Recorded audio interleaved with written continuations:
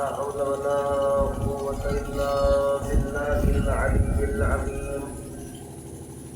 أعوذ بالله من الشيطان اللعين الرجيم. بسم الله الرحمن الرحيم.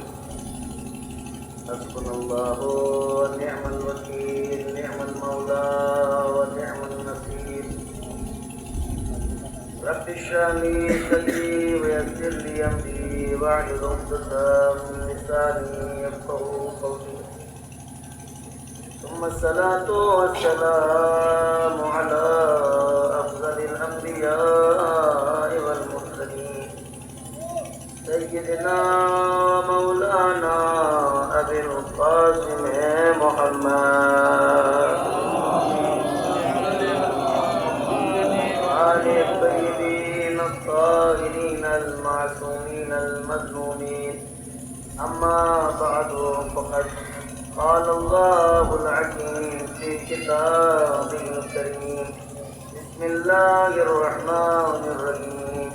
وكذلك جعلناكم أمة وسطا لتكونوا شهداء على الناس. محمد وآل محمد صلی اللہ علیہ وسلم. التماس ہے مدثر حمد اور تین مدثر اخلاص کا مکر مرحومہ شاکرہ خاتون بنت محمد ابراہیم.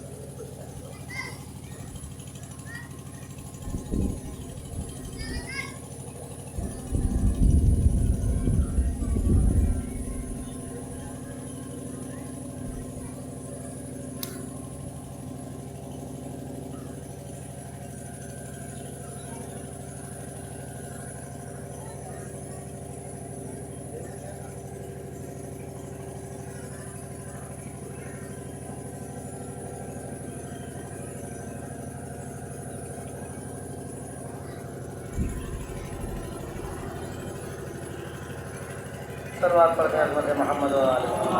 اللہم صلی علی محمد.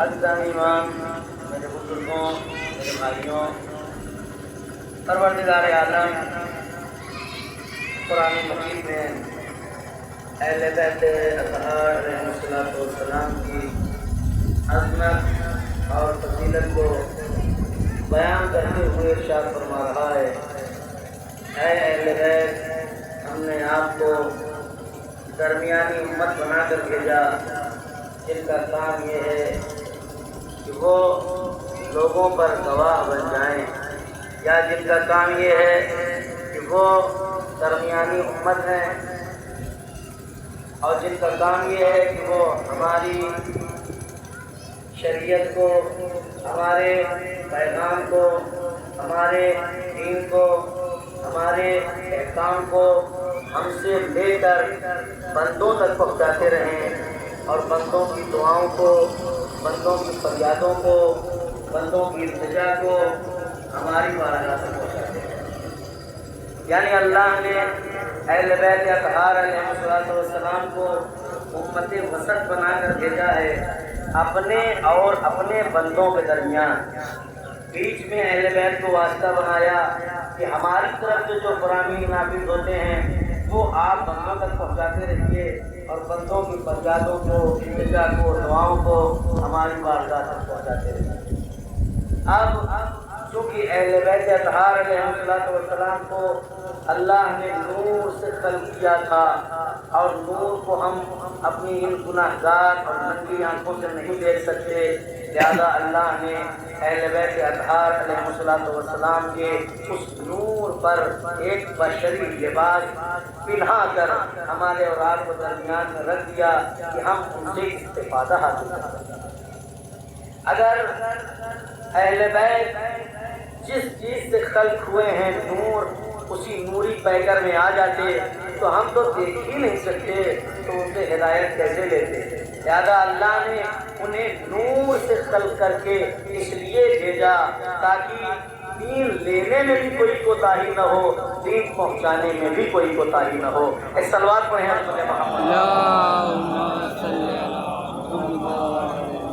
عزیزان گرامی، لہذا اہل بیت اطہار علیہ الصلوۃ والسلام کو اللہ نے بہت ہی جلدی تاکہ اپنے میں مطلب تک پہنچ جاؤں، بس آپ متوجہ ہو کر سنتے رہیے تاکہ کچھ معروضات آپ کی خدمت میں پیش کر سکوں۔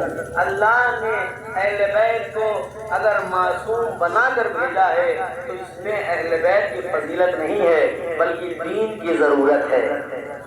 بہت بڑا جملہ آپ کی خدمت میں نے عرض کر دیا کہ اہل بیت اطہار کو اللہ نے اگر نور بنا کر بھیجا ہے اور معصوم بنا کر بھیجا ہے تو اس میں اہل بیت اطہار کی کوئی فضیلت نہیں ہے، یہ دین کی ضرورت ہے کہ یہ معصوم ہو۔ میں آپ سے عرض کروں، کوئی پوشیدہ سا لباس ہو، کوئی کمزور سا مثلا مکان ہو، اور اس کمزور مکان کے اوپر میں آپ سے عرض کر دوں کہ یہ بتائیے میں چاہتا ہوں کہ اس مکان کے اوپر 120 منزلہ مکان بنواؤں، تو آپ کہیں گے مولانا صاحب مجلس تو آپ ٹھیک ٹھاک پڑھ لیتے ہیں، یہ اچانک ایسی باتیں آپ کے ذہن میں کہاں سے آ گئی؟ میں کہا کیوں؟ کیا دنیا میں 120 منزلہ مکان نہیں بنتا ہے؟ آپ کہیں گے بالکل بنتا ہے مولانا صاحب، 150 منزلہ بنتا ہے، لیکن یہ مکان خود ہی زمانے کا ہے، یہ 10 منزلہ مکان کا بھی بوجھ برداشت نہیں کر سکتا، تو یہ جائے کہ 120 منزلہ مکان ہم اس پر بنائیں۔ میں نے کہا پھر کیا کرنا پڑے گا؟ کہا شروع سے گہری بنیادوں کو کھودنا پڑے گا، موٹے موٹے کالم گاڑنے پڑیں گے، موٹے زیادہ سے زیادہ آئرن، اچھی کوالٹی کا سیمنٹ، اچھی کوالٹی کا بالو، اچھی کوالٹی کے سارے ساز و سامان مہیا کرنے کے بعد ابتدا سے مضبوطی کے ساتھ جب اس کی بنیاد بنائی جائے گی، اس کے بعد چاہے 100 منزلہ بنائیے مکان، چاہے 150 منزلہ مکان بنتا چلا جائے گا، بنیاد میں فرق پڑنے والا نہیں ہے۔ بس وہی سیم کنڈیشن ہماری بھی ہے کہ ہم جیسے گناہگار کاندھے دین کا بوجھ نہیں برداشت کر سکتے تھے، لہذا اللہ نے دین کو پہنچانے کی ذمہ داری ہمارے گناہگار کاندھوں میں نہیں رکھی، بلکہ اہل بیت کو معصوم بنا کر بھیجا۔ انہی کے کاندھوں میں اتنا زور ہے کہ دین کی ساری بات توڑ سنبھال سکتے ہیں۔ اے سلوات پڑھیں عظمت محمد۔ لہذا اہل بیت اطہار علیہ الصلوۃ والسلام کو اس لیے اللہ نے معصوم بنا کر بھیجا کہ یہ معصوم کے ہی کاندھے ہیں جو دین کے بوجھ کو اٹھا سکتے ہیں۔ اب معصوم کو معصوم بنا کر اللہ نے بھیج دیا تو معصوم نے بھی اپنے کمال سے ایسا رتبہ، ایسا مقام حاصل کیا ہے کہ دنیا چاہ کر بھی ان کا مقابلہ نہیں کر سکتی، دنیا چاہ کر بھی ان کی عظمت تک نہیں پہنچ سکتی۔ اب اللہ نے معصوم بنا کر بھی بھیج دیا، نوری بنا کر بھی بھیج دیا، لیکن دنیا اعتراض کر سکتی تھی کہ بار الہ تو نے تو انہیں سارا عہدہ دے کر بھیج دیا ہے اور یہ تو بس حکم دیتے ہیں،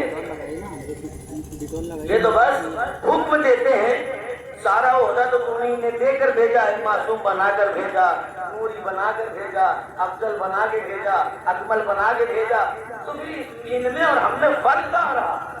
یہ بس کہہ دیتے ہیں نماز پڑھو، ہمیں نماز پڑھنا پڑتا ہے، یہ تو نماز پڑھتے ہیں، نہ ان کے گھٹنے میں درد ہوتا ہے، نہ ان کے سینے میں درد ہوتا ہے، یہ تو بس ہمیں آرام سے کہہ دیتے ہیں روزہ رکھو، روزہ ہم رکھتے ہیں، بھوک ہمیں لگتی ہے، پیاس ہمیں لگتی ہے، انہیں کیا ہوتا ہے؟ یہ تو کہہ دیتے ہیں چلو جہاد میں چلے جاؤ، ہم چلے جاتے ہیں، قتل ہو جاتے ہیں، بچے قتل ہو جاتے ہیں، انہیں کیا پتا بچوں کی جدائی کیا ہوتی ہے، بچوں کا مرنا کیا ہوتا ہے؟ کہہ سکتی تھی کہ نہیں امت بہت ضدی ہے، یہ روزے محشر کہہ سکتی تھی پروردگار تو نے تو ہمیں ان سے جدا پیدا کیا تھا، یہ تو الگ تھے، ہم تو الگ تھے، انہیں ساری چیزوں کا احساس ہی نہیں ہے۔ ہاں اگر یہی ساری چیزیں ان کے ذمے بھی ہو جائیں تب پتا چلے گا۔ لہذا اللہ نے کہا تم میں اور ان میں ذرہ برابر فرق نہ ہوگا، اگر تم نماز پڑھو گے اور تھکاوٹ کا احساس ہوگا تو یہ بھی نماز پڑھیں گے تو پیروں میں ورم آ جائے گا، لیکن یہ قرآن کے ساتھ بھی اپنی عبادت کو جاری و ساری رکھ کر بتائیں گے ہم ہیں تو تمہارے جیسے لیکن ہمیں اپنے جیسا نہ سمجھنا۔ کیا میدان جہاد میں تم جاتے ہو تمہارے بچے قتل ہوتے ہیں، کیا یہ بھی میدان جہاد میں جائیں گے؟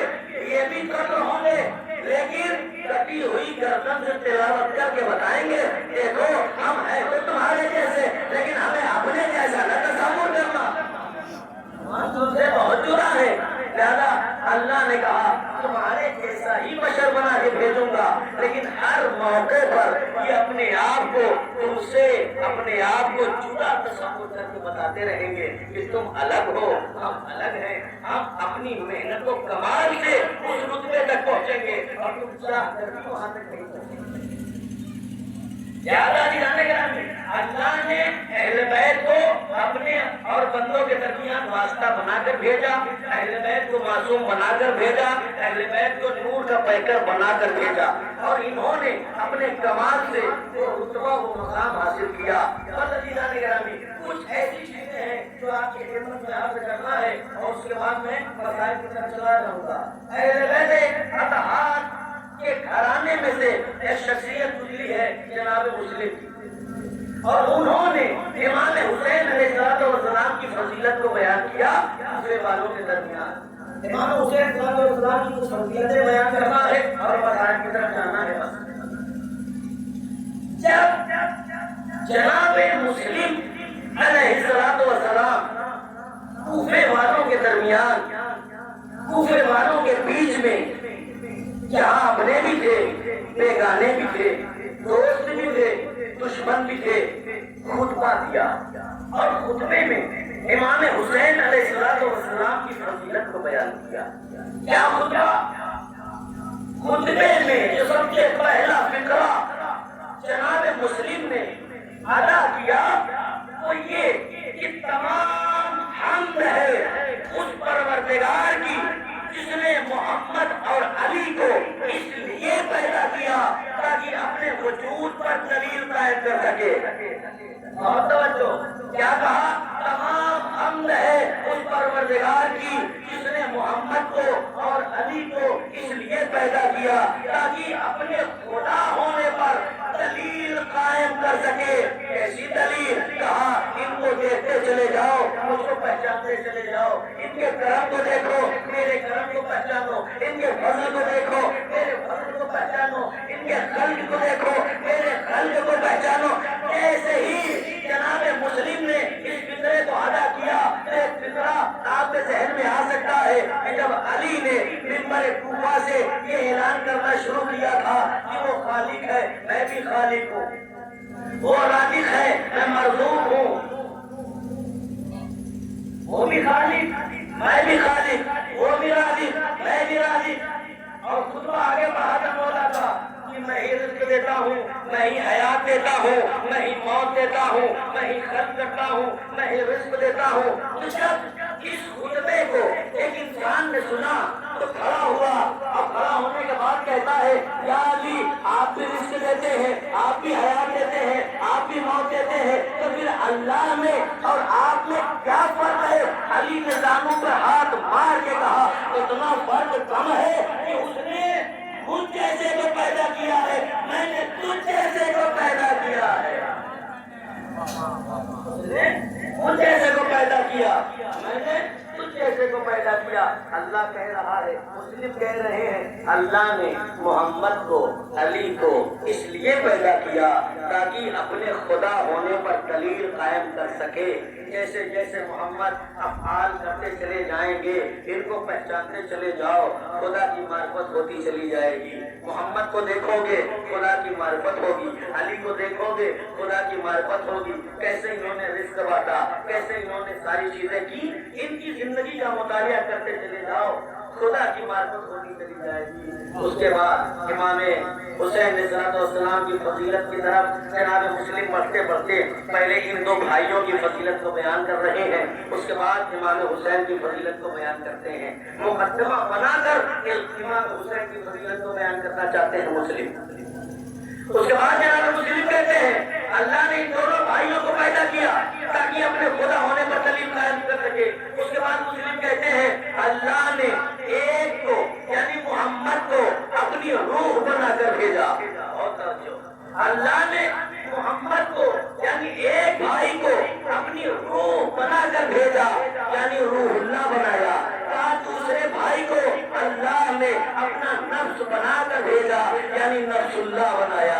ایک بھائی کو روح اللہ، ایک بھائی کو نفس اللہ۔ اس کے بعد مسلم کہتے ہیں پھر اللہ نے ایک بھائی کے سر پر اپنی مشیت کا تاج رکھا اور دوسرے بھائی کو اپنے ارادے کی تلوار بنایا۔ جو ایک کو نفس اللہ بنایا، ایک کو روح اللہ بنایا، ایک کو روح اللہ بنایا، ایک کو نفس اللہ بنایا۔ ایک کے سر پر اپنی مشیت کا تاج رکھا، ایک کے سر پر اپنی ارادے کی تلوار کو رکھا اور اس کے بعد کہتا ہے پروردگار اس میں جو پہلا ہے جسے اللہ نے روح اللہ بنایا تھا، جس کے سر پر اپنی مشیت کا تاج رکھا تھا، یہ جو کام کرتا ہے وہ خدا کے لیے کرتا ہے، یہ جو بولتا ہے وہ خدا کے لیے بولتا ہے اور اس کے قول میں خدا شریک ہوتا ہے۔ اور توجہ غور سے سنیے گا، اس میں پہلا بھائی یہ ہے جس نے روح اللہ بنایا، اپنی مشیت کا تاج بٹھایا، یہ جو بولتا ہے وہ خدا کی طرف سے، اس کے قول میں خدا شریک ہوتا ہے۔ اس کے بعد مسلم کہتے ہیں اس میں جو دوسرا بھائی ہے جسے اللہ نے اپنا نفس بنایا اور جس کو اپنے ارادے کی تلوار بنا کر بھیجا، یہ جو کرتا ہے وہ خدا کے لیے کرتا ہے، جو کرتا ہے وہ خدا کی طرف سے کرتا ہے اور اس کے عمل میں خدا شریک ہوتا ہے۔ ہم مسلم کہتے ہیں دونوں بھائیوں کا فرق الگ الگ ہے، بڑے بھائی کا کام الگ، چھوٹے بھائی کا کام الگ۔ یہ جو بولتا ہے وہ خدا کی طرف سے، یہ جو کرتا ہے وہ خدا کی طرف سے، اس کے قول میں خدا شریک، اس کے عمل میں خدا شریک۔ اس کے بعد مسلم کہتے ہیں پہلے بھائی سے کہو گے کہ نماز سناؤ تو سنائے گا، الادہ سناؤ تو سنائے گا، آیت مقدس سناؤ تو سنائے گا، مباہلہ سناؤ تو سنائے گا، چادر میں جاؤ تو جائے گا، راندے تو اٹھاؤ تو اٹھائے گا، جواب دہن چساؤ تو چسائے گا، ناکا بنو تو بنے گا۔ اور جو دوسرا والا ہے اسے کہو گے ٹریلر میں جاؤ تو جائے گا، پارک میں جاؤ تو جائے گا، میں جائے تو جائے گا، جنت میں جاؤ تو جائے گا۔ اس کے قول میں خدا شریک، اس کے عمل میں خدا شریک۔ ہم مسلم دونوں بھائیوں کو جوڑ رہے ہیں، کہا کہ حسین کی فضیلت سمجھو، یہ دونوں شخصیتیں اپنی پاک و پاکیزہ زندگی کو گزار کر اس دار فانی سے کوچ کر کے دار بقا کی طرف کوچ کر گئے اور خدا کی قسم روئے زمین پر ان دونوں کا وارث حسین کے علاوہ کوئی نہیں ہے، حسین کے علاوہ ان دونوں کا وارث کوئی نہیں ہے۔ کتنا اچھا کام بانٹا ہے مسلم نے، بڑے بھائی کا کام الگ، چھوٹے بھائی کا کام الگ۔ یہ جو بولے گا وہ خدا کی طرف سے، اس کے قول میں خدا شریک، یہ جو کرے گا وہ خدا کی طرف سے، اس کے عمل میں خدا شریک۔ اور دونوں جب دنیا سے جا چکے تو دونوں کا وارث حسین کے علاوہ کوئی نہیں ہے۔ مسلم بتانا چاہتے ہیں حسین اس ذات کا نام ہے جس کے سینے میں دو دل دھڑک رہے ہیں، ایک محمد بن کے دھڑکتا ہے، ایک علی بن کے دھڑکتا ہے۔ چلو آپ ہیں اللهم صل على محمد وعلى محمد يا علي اللهم صل على محمد وعلى محمد۔ عزیزان محترم، حسین اس ذات کا نام ہے جو محمد بن کے بھی دھڑکتا ہے، علی بن کے بھی دھڑکتا ہے، اور روئے زمین پر حسین کے علاوہ کوئی محمد و علی کا وارث نہیں ہے۔ یہ جناب مسلم جو اہل بیت اطہار کے گھرانے میں سے ایک ہیں، انہوں نے عظمت حسین کے بیان کی، اور بیان کرنے کے بعد یہیں پر نہیں رکے بلکہ آگے بڑھے اور تمام کوفے والوں سے، اس لیے کوفے والوں میں سارے کے سارے اہل بیت کے چاہنے والے نہیں، کچھ منافق تھے، کچھ دشمن تھے، کچھ سازشوں کا شکار تھے، کچھ پیسے کے لیے بکے تھے، ساری چیزیں وہ تو کوفے کے حالات کیوں پلٹ گئے؟ ورنہ کوفے والوں نے تو کبھی کسی زمانے میں کسی کے ساتھ وفا نہیں، کوفے والوں نے کبھی کسی کے ساتھ وفا کی ہی نہیں، اسی لیے مشہور تھا کوفی لا الہ، کبھی کسی کے ساتھ انہوں نے وفا نہیں، اور دھوکہ دینا ان کے لیے کوئی نئی بات نہیں، جو مسلم کو انہوں نے دھوکہ دیا اور چھوڑ کر چلے گئے، اور اسی لیے جناب مسلم ان کے درمیان رہ کر حسین کی عظمت کو بتا رہے ہیں، ورنہ بتانے کی کیا ضرورت تھی؟ کیا کوفے والے نہیں جانتے تھے کہ حسین کون ہے؟ سب جانتے تھے کہ حسین کون ہے، محمد کون ہے، لیکن انہی کے درمیان میں تاکید کر کر کر امام حسین کی فضیلت کو بیان کرنا، مسلم یہ بتا رہے تھے کہ دیکھو تم نے تو کبھی کسی کے ساتھ وفا کی نہیں ہے، حسین کے ساتھ بے وفائی نہ کرنا،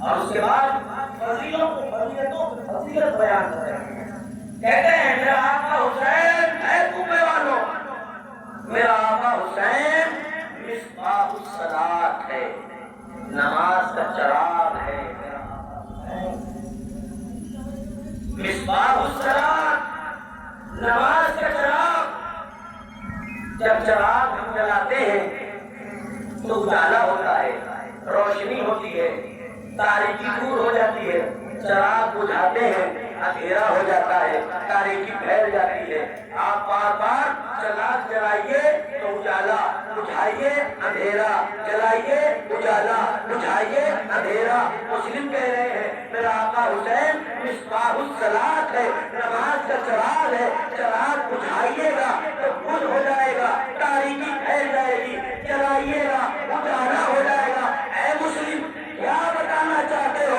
مسلم کہتے ہیں یہی تو بتانا چاہتا ہوں، میرا آقا حسین مصباح الصلاۃ ہے، یعنی اندھی اور اندھیری ہے وہ نماز جس میں حسین کی محبت نہیں ہے، حسین کی محبت نہیں ہے، وہ نماز اندھی اور اندھیری ہے۔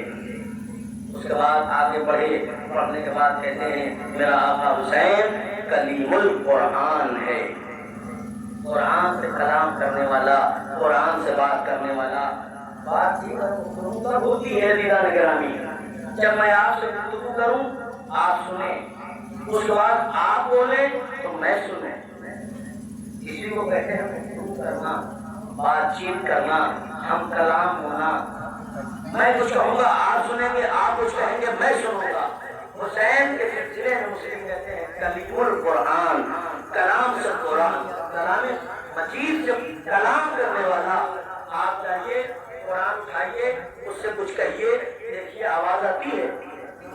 نہیں آئے گی قیامت تک، اس لیے کہ وہ قرآن ثابت ہے، خاموش رہ کر ہدایت کرنے والی کتاب، لیکن مسلم کہتے ہیں میرا آقا حسین کلیم القرآن ہے، اللہ کے کلام سے کلام کرنے والا۔ اے مسلم کیا مطلب؟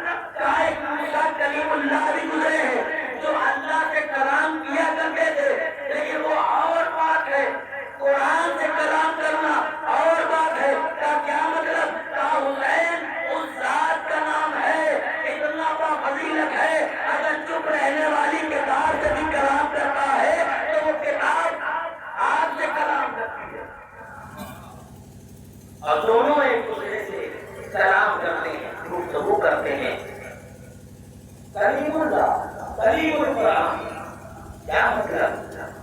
کتنی فضیلتیں ہیں، کیوں آپ کا لقب کلیم اللہ پڑا، کیوں آپ کا لقب کلیم القرآن پڑا؟ کیا انبیاء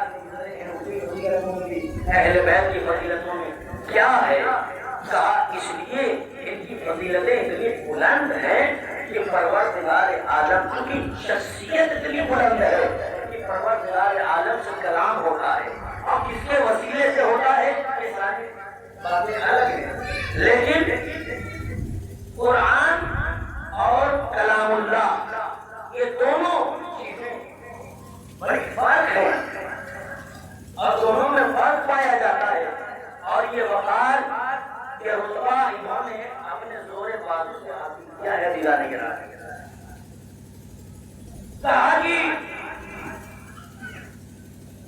یہ کلیم کیسے بنے؟ کہا اس لیے کہ اللہ انہیں پسند کرتا ہے، جب چاہتا ہے ان سے کلام کرتا ہے۔ ایک واقعہ میں آپ کی خدمت میں عرض کروں، ہمارے واقعہ نبی حضرت محمد مصطفیٰ اللهم صل على محمد وآل محمد۔ نبی کا زمانہ ہے، نبی اپنے پیارے بھائی مولا متقیان حضرت علی ابن ابی طالب علیہ السلام کے ہمراہ اللهم صل على محمد وآل محمد۔ بیٹھے ہوئے آہستہ آہستہ کلام کر رہے ہیں دونوں بھائی۔ اتنے میں ایک صحابی آئے، اجازت مانگی، سلام کیا، سلام کا جواب دیا رسول نے، اور جب اجازت مانگی یا رسول اللہ کیا اجازت ہے کہ میں بھی آپ کی محفل میں شریک ہو جاؤں؟ پیغمبر اسلام نے منع کر دیا، کہا نہیں اجازت نہیں ہے۔ وہ صحابی باہر چلے گئے اور حجرے کے باہر ہی تشریف فرما رہے۔ اتنے میں دوسرے صحابی اور آئے، آنے کے بعد سلام کیا، سلام کا جواب ملا، انہوں نے بھی اجازت چاہی، یا رسول اللہ اجازت ہے کہ میں بھی حجرے کے اندر داخل ہو جاؤں اور آپ کی محفل میں شریک ہو جاؤں؟ نبی کریم نے منع کر دیا، کہ نہیں اجازت نہیں ہے، اس وقت میں اپنے بھائی علی کے ساتھ ہوں۔ وہ بھی حجرے کے باہر جا کر تشریف فرما ہو گئے۔ اسی طرح ایک اور صحابی آئے، ان کو بھی منع کر دیا۔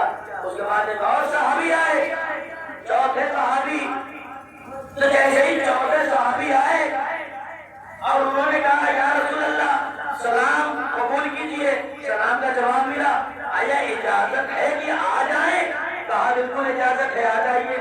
اور جب وہ سارے کے سارے پہنچے اور وہ بھی پہنچے اور یہ بھی پہنچے، اور پہنچنے کے بعد جب رسول کی محفل میں تشریف فرما ہو گئے تو باقی جو تین صحابی تھے انہوں نے چڑھ کے کہا یا رسول اللہ ہم کو تو آپ بڑا منع کرتے ہیں کہ چپکے چپکے سے بات نہ کریے، سرگوشی کر کے بات نہ کریے، کان میں بات نہ کریے، ہمارے سامنے ہماری آنکھوں کے سامنے آپ علی سے سرگوشی کر رہے ہیں ہمارے سامنے اور ہمیں منع کرتے ہیں۔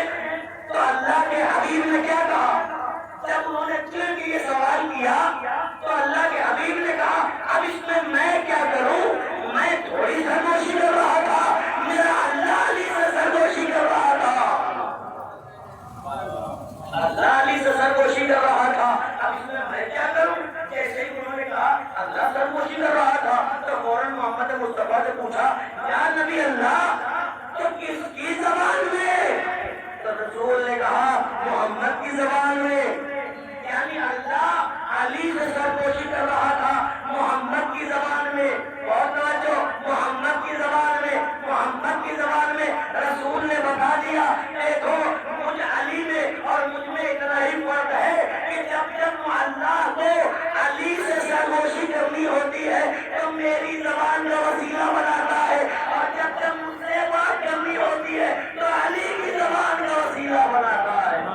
ایسا بات ہے اللهم صل على محمد وآل محمد۔ عزیزان گرامی، یہ اہل بیت اطہار کا گھرانہ ہے جسے پروردگار عالم دوست رکھتا ہے، محبوب رکھتا ہے۔ کیوں؟ اس لیے کہ انہوں نے بڑی قربانیاں دی ہیں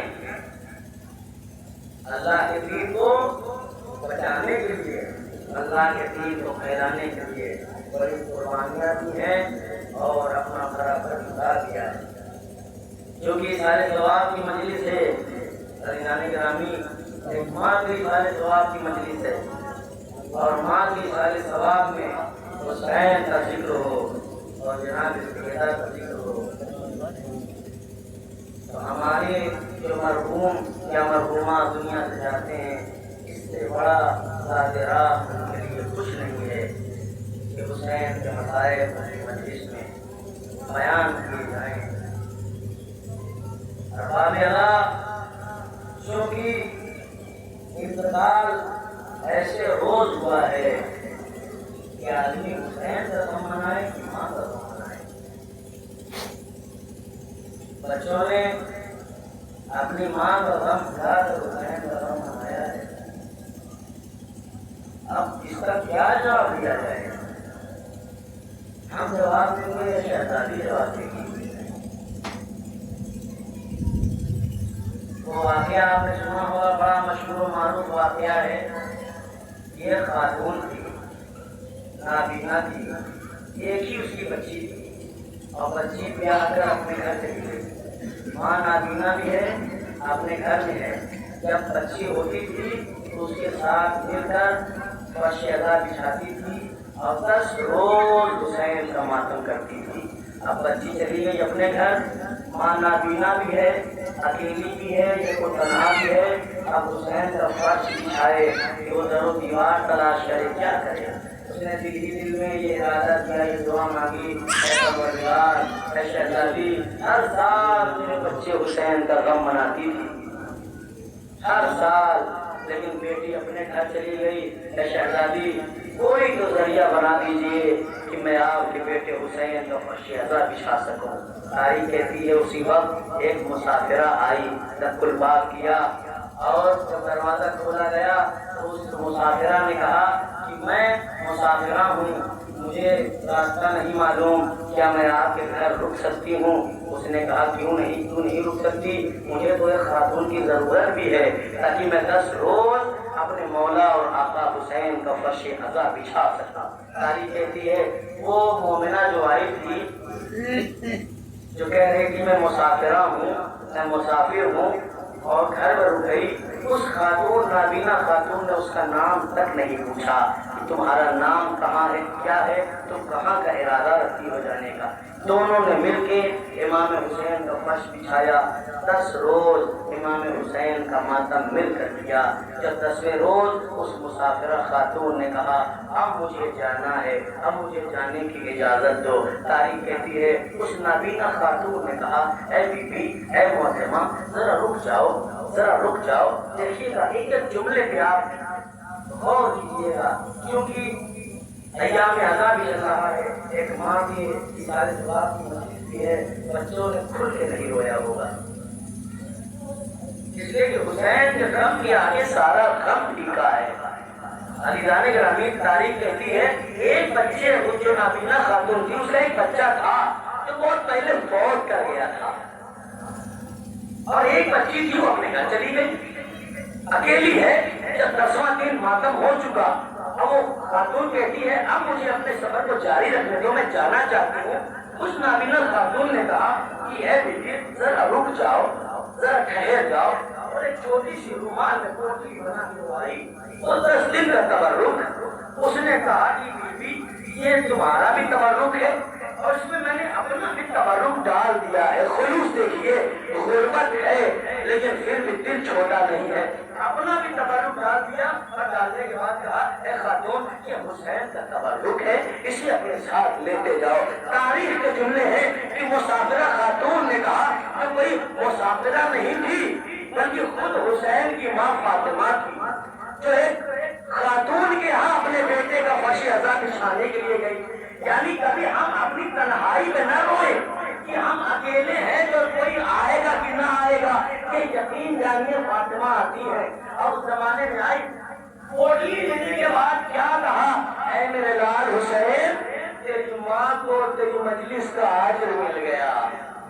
آج دنیا پیسے پہ مرتی ہے، وہ تبرک دے کر شہزادی کہہ رہی ہے میرے لال تیری ماں کو تیری مجلس کا اجر مل گیا. یہ تبرک کوئی معمولی شے نہیں ہے. یہ تبرک کی پوٹلی دے کر شہزادی نکل گئی. ابھی تک وہ خاتون نہیں جانتی کہ یہ کون ہے. وہ خاتون نکلی اور جانے کے بعد قبرستان پہنچی. قبرستان میں قبر پر بیٹھ کے زاروں قطار رو رہی ہے، گریا کر رہی ہے. اب وہ نابینا خاتون تلاش کرتے کرتے اپنے بیٹے کی لہر پر جب پہنچی ہے تو اسے احساس ہوا کہ کوئی خاتون میرے بچے کی تربت پر بیٹھ رہا ہے،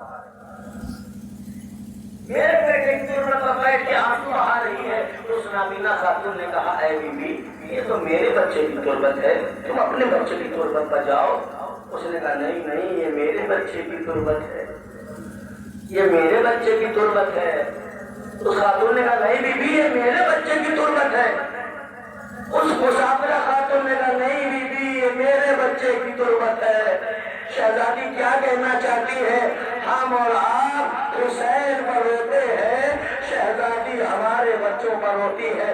تاریخ کہتی ہے ایک مرتبہ اپنا نقاب اٹھایا اور اس خاتون نے کہا ہے خاتون 10 روز تک تو نے میرے بچے حسین پر گریہ کیا ہے، آج حسین کی ماں تیرے بچے کی تربت پہ گریہ کرنے آئی ہے۔ تاریخ کہتی ہے ہم اپنے آپ کو ایک تنہا نہ سمجھے، ماں اگر دنیا سے رخصت ہو جائے تب بھی اپنے بچوں کا ساتھ نہیں چھوڑتی، بالکل اسی ماں کی طرح جو مدینے سے کربلا ٹوٹی ہوئی پسلیوں کے ساتھ گئی تھی۔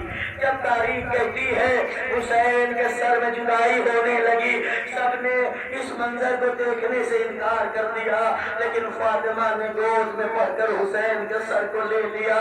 ولدی ولدی قتلوا کا تشانہ، اے میرے لال حسین میں نے تجھے چکیاں پیس کر پالا تھا، آج بھی تجھے گودی میں اٹھا لوں گی۔ تاریخ کہتی ہے قافلہ آگے بڑھا، ایک خاتون سکینہ جسے تماچے پہ تماچے، درے پہ درے، تازیانے پہ تازیانے مارے گئے، ماں بھی ساتھ آگے بڑھتی ہے۔ تاریخ کہتی ہے جب بچی قافلے سے بچھڑ گئی تو وہ خاتون ایک مقام پر تشریف فرما تھی، آرام کرنے لگی تو جناب شہزادی ام کلثوم کو لے کر آگے بڑھی تو کیا دیکھتی ہیں ایک نقاب پوش بی بی بیٹھی ہوئی ہے جس کی گود میں سکینہ آرام کر رہی ہے۔ زینب آگے بڑھی، آگے بڑھنے کے بعد کہتی ہیں اے خاتون آپ کون ہیں؟ آپ کون ہیں کہ جن کی گود میں میری بچی نے آرام پایا؟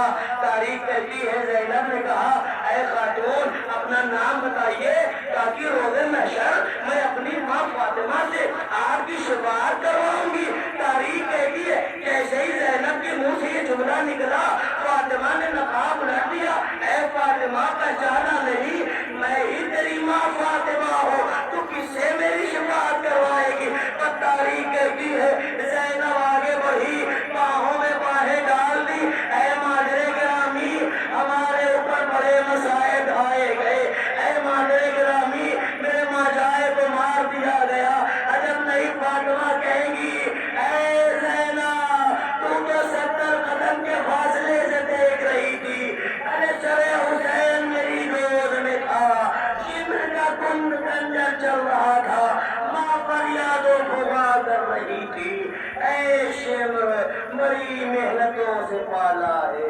بڑی زحمتوں سے پالا ہے، بڑی اِنَّا لِلَّهِ وَإِنَّا إِلَيْهِ رَاجِعُونَ سَيَعْلَمُ الَّذِينَ ظَلَمُوا أَيَّ مُنقَلِبٍ يَنقَلِبُونَ۔